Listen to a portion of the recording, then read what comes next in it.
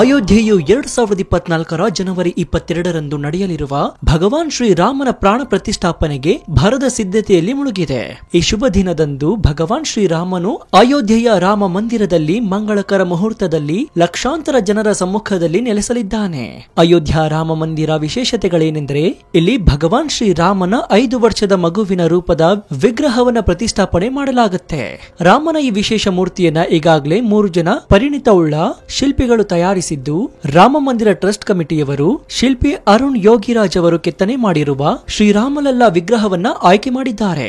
ಹಾಗಾದ್ರೆ ಶ್ರೀರಾಮಲಲ್ಲನ ವಿಗ್ರಹ ಹೇಗಿದೆ, ಏನೆಲ್ಲ ವಿಶೇಷತೆಗಳನ್ನ ಒಳಗೊಂಡಿದೆ, ಅರುಣ್ ಅವರು ಕೆತ್ತನೆ ಮಾಡಿದ್ದ ಮೂರ್ತಿಯನ್ನೇ ಯಾಕೆ ಆಯ್ಕೆ ಮಾಡಲಾಯಿತು, ಮೂರ್ತಿ ಆಯ್ಕೆಗೆ ಇದ್ದ ಸವಾಲುಗಳು ಏನೇನು, ರಾಮ ವಿಗ್ರಹ ಪ್ರತಿಷ್ಠಾಪನೆಯ ವೇಳೆ ರಾಮನ ಕಣ್ಣಿಗೆ ಬಟ್ಟೆಯನ್ನ ಯಾಕೆ ಕಟ್ಟಿರ್ತಾರೆ, ಈ ಎಲ್ಲಾ ಇಂಚಿಂಚು ಮಾಹಿತಿಯನ್ನ ಇವತ್ತಿನ ಈ ವಿಡಿಯೋದಲ್ಲಿ ನೋಡೋಣ.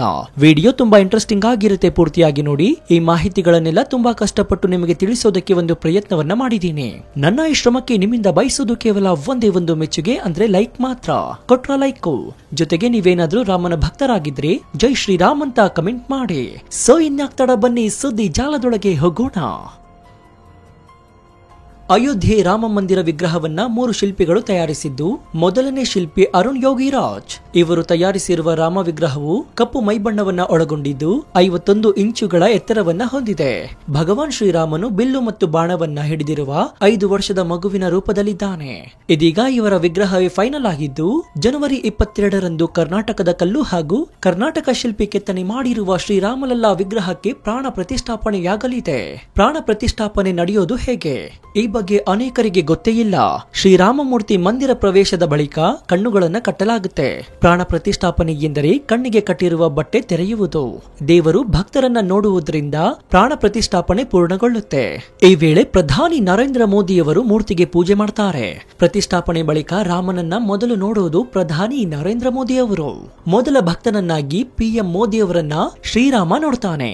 ಜನವರಿ 22ರಂದು ಅಯೋಧ್ಯ ರಾಮ ಮಂದಿರದಲ್ಲಿ ಅತ್ಯಾಕರ್ಷಕ ರಾಮಲಲ್ಲಾನ ಕಲ್ಲಿನ ಮೂರ್ತಿಯನ್ನು ಪ್ರತಿಷ್ಠಾಪಿಸಲಾಗುತ್ತೆ. ರಾಮ ಬಾಲಕನಿದ್ದಾಗ ಹೇಗಿದ್ದ ಅನ್ನೋ ಪರಿಕಲ್ಪನೆಯಲ್ಲಿ ಈ ಮೂರ್ತಿ ಇರುತ್ತೆ. ಮೊದಲೇ ಹೇಳಿದಂತೆ 51 ಇಂಚಿನ ಕಲ್ಲಿನ ಮೂರ್ತಿಯಲ್ಲಿ ಶ್ರೀರಾಮನ ಬಾಲ್ಯದ ಸ್ವರೂಪ, ಶ್ರೀರಾಮನ ಮುಗ್ಧತೆ, ತುಂಟತನದ ಜೊತೆಗೆ ಗಂಭೀರ್ಯತೆ ಸಹ ಈ ಮೂರ್ತಿಯಲ್ಲಿ ಇರಲಿದೆ. ಪುಟ್ಟ ಬಾಲಕ ಧನುರ್ದಾಹಿಯಾಗಿ ಕಾಣಿಸಿಕೊಳ್ಳಲಿದ್ದಾನೆ ಶ್ರೀರಾಮಚಂದ್ರ. ಇದರ ಜೊತೆಗೆ ಮತ್ತೊಂದು ವಿಶೇಷತೆ ಏನಂದ್ರೆ, ಇದುವರೆಗೂ ಪುರಾಣಗಳಲ್ಲಿ, ಕಥೆಗಳಲ್ಲಿ, ಧಾರಾವಾಹಿಗಳಲ್ಲಿ, ಸಿನಿಮಾಗಳಲ್ಲಿ, ಪುಸ್ತಕದ ಪುಟಗಳಲ್ಲಿ ಎಲ್ಲೂ ಸಹ ರಾಮಲಲ್ಲನನ್ನ ಯಾರು ನೋಡಿಲ್ಲ. ಹೀಗಾಗಿ ಇದೊಂದು ವಿಭಿನ್ನವಾದ ಕಲಾಕೃತಿಯಾಗಿ ಮೂಡಿ ಬಂದಿರೋದ್ರಲ್ಲಿ ಯಾವುದೇ ಅನುಮಾನಗಳಿಲ್ಲ. ಇಂತಹ ವಿಭಿನ್ನ ವಿಶೇಷವಾದ ಮೂರ್ತಿ ಮೂಡಿ ಬಂದಿರುವುದೇ ರೋಚಕ. ಹಾಗಾದ್ರೆ ಈ ಮೂರ್ತಿಯ ಆಯ್ಕೆ ಹೇಗಾಯ್ತು, ಈ ಬಗ್ಗೆ ಹೇಳ್ತೀವಿ. ಆದ್ರದಕ್ಕೂ ಮುನ್ನ ಉಳಿದ 2 ರಾಮ ವಿಗ್ರಹಗಳ ಕೆತ್ತನೆ ಹೇಗಿದ್ವು ಅನ್ನೋದನ್ನ ನೋಡೋಣ. 2ನೇ ಶಿಲ್ಪಿ ಸತ್ಯನಾರಾಯಣ ಪಾಂಡೆ ಇವರು ತಯಾರಿಸಿರುವ ರಾಮನ ವಿಗ್ರಹವು ಬಿಳಿ ಮೈಬಣ್ಣವನ್ನ ಹೊಂದಿದೆ. ಈ ವಿಗ್ರಹದಲ್ಲಿ ಭಗವಂತನ ಮುಖದಲ್ಲಿ ಹಾಸ್ಯವು ಗೋಚರವಾಗುತ್ತೆ. ಅಲ್ಲದೆ ದೇವರ ವಿಗ್ರಹ ಮಾಡಲು ಸುಮಾರು 100 ಕಲ್ಲುಗಳಲ್ಲಿ 1 ಕಲ್ಲನ್ನ ಆಯ್ಕೆ ಮಾಡಲಾಗಿತ್ತು. ಎಷ್ಟೇ ವರ್ಷಗಳು ಕಳೆದ್ರೂ ಈ ವಿಗ್ರಹ ಹಾಳಾಗೋದಿಲ್ಲ ಎಂದು ಹೇಳಲಾಗುತ್ತೆ. 3ನೇ ಶಿಲ್ಪಿ GL ಭಟ್ ಇವರು ತಯಾರಿಸಿರುವ ರಾಮನ ವಿಗ್ರಹವು ನೀಲಿ ಮೈಬಣ್ಣವನ್ನು ಒಳಗೊಂಡಿದ್ದು 4 ಅಡಿ ಎತ್ತರವನ್ನ ಹೊಂದಿದೆ. ಈ ವಿಗ್ರಹದಲ್ಲಿಯೂ ಶ್ರೀರಾಮನು ಮಗುವಿನ ರೂಪದಲ್ಲಿದ್ದಾನೆ. ಬಿಲ್ಲನ್ನ ಹಿಡಿದುಕೊಂಡು ಸಿಹಿಯಾದ ನಗುವನ್ನ ಬೀರುವ ಶ್ರೀರಾಮನ ವಿಗ್ರಹ ಇದಾಗಿದೆ. ಹಾಗಾದ್ರೆ ಶ್ರೀರಾಮನ ವಿಗ್ರಹದ ಆಯ್ಕೆ ಹೇಗಾಯಿತು? 3 ಶಿಲ್ಪಿಗಳು ತಯಾರಿಸಿದ ವಿಗ್ರಹಗಳಲ್ಲಿ ಒಂದನ್ನ ಅಂದ್ರೆ ಮೈಸೂರಿನ ಶಿಲ್ಪಿ ಅರುಣ್ ಯೋಗಿರಾಜ್ ತಯಾರಿಸಿದ ರಾಮನ ವಿಗ್ರಹವನ್ನ ಶ್ರೀರಾಮ ಮಂದಿರದಲ್ಲಿ ಪ್ರಾಣ ಪ್ರತಿಷ್ಠಾಪನೆ ಮಾಡಲಾಗುತ್ತೆ. ಈ ವಿಗ್ರಹವನ್ನ ರಾಮ ಮಂದಿರ ಟ್ರಸ್ಟ್ ಕಮಿಟಿ ಆಯ್ಕೆ ಮಾಡಿದ್ದು. ರಾಮ ಮಂದಿರ ಟ್ರಸ್ಟ್ ನೀಡಿರುವ ಮಾನದಂಡಗಳ ಮೇಲೆ ಶ್ರೀರಾಮನ ಬಾಲ್ಯದ ಸ್ವರೂಪವನ್ನ ಪ್ರತಿಬಿಂಬಿಸುವ ವಿಗ್ರಹವನ್ನ ಪ್ರತಿಷ್ಠಾಪನೆಗೆ ಆಯ್ದುಕೊಳ್ಳಲಾಗಿದೆ. ಈ ವಿಗ್ರಹವು ನೋಡಲು ಸುಂದರವಾಗಿರಬೇಕು ಮತ್ತು ನೋಡುವ ಭಕ್ತರನ್ನ ಆಕರ್ಷಿಸುವಂತಿರಬೇಕು. ಜೊತೆಗೆ ಸೃಜನಾತ್ಮಕ ವಿನ್ಯಾಸ ಮತ್ತು ಚಿಂತನೆಯ ಆಳವನ್ನ ಹೊಂದಿರಬೇಕು. ಕಲ್ಲಿನ ಗುಣಮಟ್ಟ ಮತ್ತು ಪ್ರತಿಮೆಯ ವಯಸ್ಸನ್ನ ಸಹ ಗಮನದಲ್ಲಿಟ್ಟುಕೊಳ್ಳಬೇಕು. ಹಾಗೂ ಇದೆಲ್ಲರ ಜೊತೆಗೆ ಶಿಲ್ಪಿಗಳ ಖ್ಯಾತಿಯನ್ನು ಸಹ ಗಮನದಲ್ಲಿಟ್ಟುಕೊಂಡು ವಿಗ್ರಹದ ಆಯ್ಕೆಯನ್ನ ಮಾಡಲಾಗಿದೆ. ಅಯೋಧ್ಯೆಯ ರಾಮ ಮಂದಿರದಲ್ಲಿ ನೆಲೆಯಾಗಬೇಕಿರುವ ಶ್ರೀರಾಮನ ವಿಗ್ರಹವು ಈ ಎಲ್ಲ ಗುಣಲಕ್ಷಣಗಳನ್ನ ಒಳಗೊಂಡಿರಬೇಕಾಗುತ್ತೆ. 3 ಜನ ಪ್ರಮುಖ ಶಿಲ್ಪಿಗಳ ಕೆತ್ತನೆಯಿಂದ ರೂಪ ಪಡೆದುಕೊಂಡಿರುವ ವಿಗ್ರಹದಲ್ಲಿ ಮೈಸೂರಿನ ಶಿಲ್ಪಿಯಿಂದ ಮೂಡಿ ಬಂದ ವಿಗ್ರಹವನ್ನ ರಾಮ ಮಂದಿರ ಗರ್ಭಗುಡಿಯಲ್ಲಿ ಪ್ರತಿಷ್ಠಾಪನೆ ಮಾಡಲಾಗುವುದು ಹಾಗೂ ಉಳಿದ 2 ಮೂರ್ತಿಗಳನ್ನ ದೇವಸ್ಥಾನದಲ್ಲೇ ಇರಿಸಲಾಗುತ್ತೆ. ದೇವರು ಭಕ್ತರನ್ನ ನೋಡುವುದರಿಂದ ಪ್ರಾಣ ಪ್ರತಿಷ್ಠಾಪನೆ ಪೂರ್ಣಗೊಳ್ಳುತ್ತೆ. ಈ ವೇಳೆ ಪ್ರಧಾನಿ ನರೇಂದ್ರ ಮೋದಿಯವರು ಮೂರ್ತಿಗೆ ಪೂಜೆ ಮಾಡ್ತಾರೆ. ಪ್ರತಿಷ್ಠಾಪನೆ ಬಳಿಕ ರಾಮನನ್ನ ಮೊದಲು ನೋಡುವುದು ಪ್ರಧಾನಿ ನರೇಂದ್ರ ಮೋದಿ ಅವರು. ಮೊದಲ ಭಕ್ತನನ್ನಾಗಿ ಪಿಎಂ ಮೋದಿ ಅವರನ್ನ ಶ್ರೀರಾಮ ನೋಡ್ತಾನೆ. ಜನವರಿ 22ರಂದು ಅಯೋಧ್ಯ ರಾಮ ಮಂದಿರದಲ್ಲಿ ಅತ್ಯಾಕರ್ಷಕ ರಾಮಲಲ್ಲಾನ ಕಲ್ಲಿನ ಮೂರ್ತಿಯನ್ನು ಪ್ರತಿಷ್ಠಾಪಿಸಲಾಗುತ್ತೆ. ರಾಮ ಬಾಲಕನಿದ್ದಾಗ ಹೇಗಿದ್ದ ಅನ್ನೋ ಪರಿಕಲ್ಪನೆಯಲ್ಲಿ ಈ ಮೂರ್ತಿ ಇರುತ್ತೆ. ಮೊದಲೇ ಹೇಳಿದಂತೆ 51 ಇಂಚಿನ ಕಲ್ಲಿನ ಮೂರ್ತಿಯಲ್ಲಿ ಶ್ರೀರಾಮನ ಬಾಲ್ಯದ ಸ್ವರೂಪ, ಶ್ರೀರಾಮನ ಮುಗ್ಧತೆ, ತುಂಟತನದ ಜೊತೆಗೆ ಗಂಭೀರ್ಯತೆ ಸಹ ಈ ಮೂರ್ತಿಯಲ್ಲಿ ಇರಲಿದೆ. ಪುಟ್ಟ ಬಾಲಕ ಧನುರ್ದಾಹಿಯಾಗಿ ಕಾಣಿಸಿಕೊಳ್ಳಲಿದ್ದಾನೆ ಶ್ರೀರಾಮಚಂದ್ರ. ಇದರ ಜೊತೆಗೆ ಮತ್ತೊಂದು ವಿಶೇಷತೆ ಏನಂದ್ರೆ, ಇದುವರೆಗೂ ಪುರಾಣಗಳಲ್ಲಿ, ಕಥೆಗಳಲ್ಲಿ, ಧಾರಾವಾಹಿಗಳಲ್ಲಿ, ಸಿನಿಮಾಗಳಲ್ಲಿ, ಪುಸ್ತಕದ ಪುಟಗಳಲ್ಲಿ ಎಲ್ಲೂ ಸಹ ರಾಮಲಲ್ಲಾನನ್ನ ಯಾರು ನೋಡಿಲ್ಲ. ಹೀಗಾಗಿ ಇದೊಂದು ವಿಭಿನ್ನವಾದ ಕಲಾಕೃತಿಯಾಗಿ ಮೂಡಿ ಬಂದಿರೋದ್ರಲ್ಲಿ ಯಾವುದೇ ಅನುಮಾನಗಳಿಲ್ಲ. ಇಂತಹ ವಿಭಿನ್ನ ವಿಶೇಷವಾದ ಮೂರ್ತಿ ಮೂಡಿ ಬಂದಿರುವುದೇ ರೋಚಕ. ಹಾಗಾದ್ರೆ ಈ ಮೂರ್ತಿಯ ಆಯ್ಕೆ ಹೇಗಾಯ್ತು? ಈ ಬಗ್ಗೆ ಹೇಳ್ತೀವಿ. ಆದ್ರದಕ್ಕೂ ಮುನ್ನ ಉಳಿದ 2 ರಾಮ ವಿಗ್ರಹಗಳ ಕೆತ್ತನೆ ಹೇಗಿದ್ವು ಅನ್ನೋದನ್ನ ನೋಡೋಣ. 2ನೇ ಶಿಲ್ಪಿ ಸತ್ಯನಾರಾಯಣ ಪಾಂಡೆ. ಇವರು ತಯಾರಿಸಿರುವ ರಾಮನ ವಿಗ್ರಹವು ಬಿಳಿ ಮೈಬಣ್ಣವನ್ನ ಹೊಂದಿದೆ. ಈ ವಿಗ್ರಹದಲ್ಲಿ ಭಗವಂತನ ಮುಖದಲ್ಲಿ ಹಾಸ್ಯವು ಗೋಚರವಾಗುತ್ತೆ.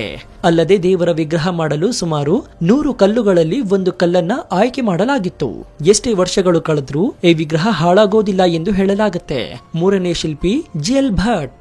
ಇವರು ತಯಾರಿಸಿರುವ ರಾಮನ ವಿಗ್ರಹವು ನೀಲಿ ಮೈಬಣ್ಣವನ್ನು ಒಳಗೊಂಡಿದ್ದು 4 ಅಡಿ ಎತ್ತರವನ್ನ ಹೊಂದಿದೆ. ಈ ವಿಗ್ರಹದಲ್ಲಿಯೂ ಶ್ರೀರಾಮನು ಮಗುವಿನ ರೂಪದಲ್ಲಿದ್ದಾನೆ. ಬಿಲ್ಲನ್ನ ಹಿಡಿದುಕೊಂಡು ಸಿಹಿಯಾದ ನಗುವನ್ನ ಬೀರುವ ಶ್ರೀರಾಮನ ವಿಗ್ರಹ ಇದಾಗಿದೆ. ಹಾಗಾದ್ರೆ ಶ್ರೀರಾಮನ ವಿಗ್ರಹದ ಆಯ್ಕೆ ಹೇಗಾಯಿತು?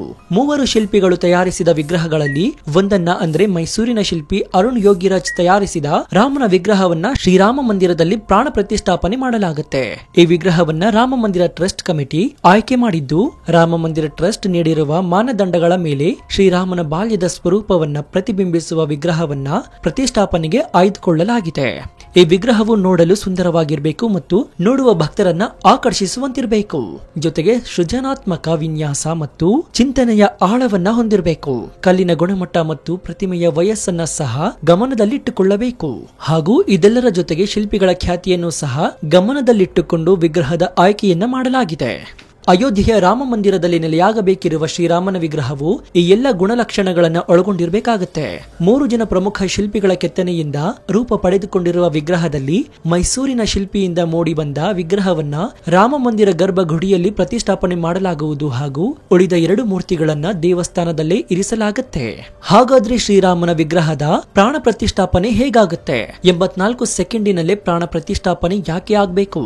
ಈ ಬಗ್ಗೆ ಹೇಳ್ತೀವಿ, ಕೇಳಿ. ನಾವು ಕೊಟ್ಟ ಈ ಮಾಹಿತಿ ನಿಮಗೆ ಇಷ್ಟವಾದಲ್ಲಿ ಒಂದು ಲೈಕ್, ಜೊತೆಗೆ ನಿಮ್ಮ ಅನಿಸಿಕೆ ಏನು ಅಂತ ಕಮೆಂಟ್ ಮೂಲಕ ತಿಳಿಸಿ. ಇದರಿಂದ ನಮಗೆ ಇನ್ನೂ ಹೆಚ್ಚೆಚ್ಚು ವಿಷಯಗಳನ್ನ ನಿಮ್ಮ ಮುಂದೆ ಹಂಚಿಕೊಳ್ಳಲು ಉತ್ಸುಕರಾಗ್ತೀವಿ. ಇನ್ನು ನಮ್ಮ ಚಾನೆಲ್ ನಲ್ಲಿ ಇಂತಹ ಅನೇಕ ಕುತೂಹಲಕಾರಿ ವಿಡಿಯೋಗಳು ಇವೆ, ಅದನ್ನು ನೋಡಿ ಪ್ರೋತ್ಸಾಹಿಸಿ. ಧನ್ಯವಾದ.